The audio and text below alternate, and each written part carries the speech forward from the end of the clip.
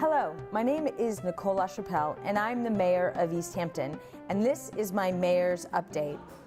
Once again, Mayor's Update is on the road. We're on location at the Council of Aging and Enrichment here in Easthampton, right on Union Street. And the director, Brendan Rogers, and activities director, Kim Jensen, have joined me today. Welcome to the both of you. Thank you. I love coming here and having some fun and playing Phase 10. I will have to confess that one of my favorite things that happen here are the activity lunches. Food's always good, and it's a good crowd of people. What I would like to do today is just hear from the both of you about what's going on in the Council on Aging. Sure. Brendan, you're a pretty new director, and I've made some changes. It seems every time I come in, there's a great new change, and Kim's adding different programming, and it's really becoming variable. So I will just I'll hand it over to you. Yeah, so as far as the services that we provide here, we have outreach workers, and one of the big elements of our department is providing social services. So if we're looking at Medicare counseling, if we're looking at what mass health programs might be able to help someone stay in their home and age in place safely. Also looking at fuel assistance, and this year we brought in, hopefully by the end of the year, we'll have pulled in almost $50,000 into the community for fuel assistance. Wow. So we have a lot of people out there that rely on these benefits to, stay here in the community. Great. As we help people, we try to find things that will create economic security for individuals. And many of our folks are working off limited income, so we understand the need of, having these public benefits in place. And one of the areas that is particularly difficult to deal with, I think, is housing for a lot of folks here. Yes. And I just want to throw a quick pitch to anybody out there. On April 27th at 10 a.m., we will have Oasis home referral system here. Okay. And so it'll be a free counseling service for anyone who wants to learn about retirement communities, memory care units, or retirement community options. Fantastic. And it's all for free. So anybody who's willing to come in and participate, because we do understand how much of a need it is. So we want to get ahead of that, so that way people aren't, getting stuck last minute with housing issues. So I'm not laughing or smiling at what you're saying. It's very important. But I am smiling and laughing because Kim kind of photobombed you and started pointing to the newsletter, which I read religiously. And so one kind of follow-up questions I have to that that's new is there's a new system when you come and scanning it. You scan card, and that's fascinating as far as the data and how it directs to programming and what happens next here. Yeah, previously we were dealing with paper statistics, and so we had mounds and mounds of paperwork, and we weren't actually capturing live data. And I think one of the things that we were aiming for as a department is to figure out a way that we could have a comprehensive database that could collect information on the services we're providing for the community. And it helps reporting for the state budget, especially when we start looking at, grants that could potentially help with programs and services. So I think it's become a major, game change for us here. And it's, been somewhat of an easy transition for some of our folks. So instead of them coming in and signing off their name now, they just have to swipe a key tag. And it gets recorded, and we can use that information for a bunch of, grants, like I said. So. Great. And then the other pitch that I wanted to put in is that we do have a pretty robust transportation system, which is also another area that we find a lot of our 55 and up population having an issue with. And so we run Monday through Saturday. We have special trips. We do medical appointments. We also have a volunteer driving program that gets people to service areas that are outside of where we can drop people off for medical appointments. So we have probably 8 or 10 volunteers that help us get people over to Bay State Health and other areas like the Community Health Center, where people can have access to other forms of health or medical appointments. I mean, you and your team here around transportation and getting it to that more robust place, I really have to tip my hat to you. It's not like a bus route and everyone's picked up. I mean, it's a lot of individual service, how long an appointment may last, what the needs are, and you just do a very nice job on the behalf of the consumers here. one of my monthly habits is I take a look at the newsletter, and also when I come to the Council on Aging, I check in with Kim to see what's going on. It's difficult for her to stay in one place, as she tells me.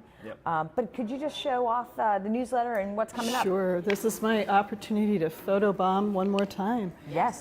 So this is our Silver Circle newsletter. Anything that you hear today will be printed in Silver Circle. If you can't remember what you heard, feel free to just pick this up. It's in a variety of places: Easthampton Savings Bank, a lot of pharmacies, Big E's grocery store. A lot of places it's free. You can just pick it up anywhere or come down. It's right there on the counter. In the mayor's office. Most places that people travel through Easthampton, there's a small stack of them. And we do have a few places that put them in their common room too, in the housing. So it lists everything, including all our activities. I'm glad you read it religiously. That must mean that you're a convert to the Council on Aging. Absolutely. Is that what it is? Yes, it is. So we have our monthly luncheons that you mentioned that you really enjoy. Pierogi Party is coming in April. Yeah, Pierogi Party Polka.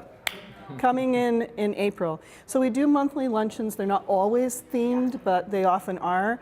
We have a lot of other things that we do here. We do a lot of educational programming, a lot of cultural programming, history, art, music, you name it. It's a lot of folks don't realize the amount of things that we put through here as a small to mid-sized center, which is why the Silver Circle newsletter is so great, because you can access that. We also have a website. We have a Facebook page as well, and that is also listed on the back.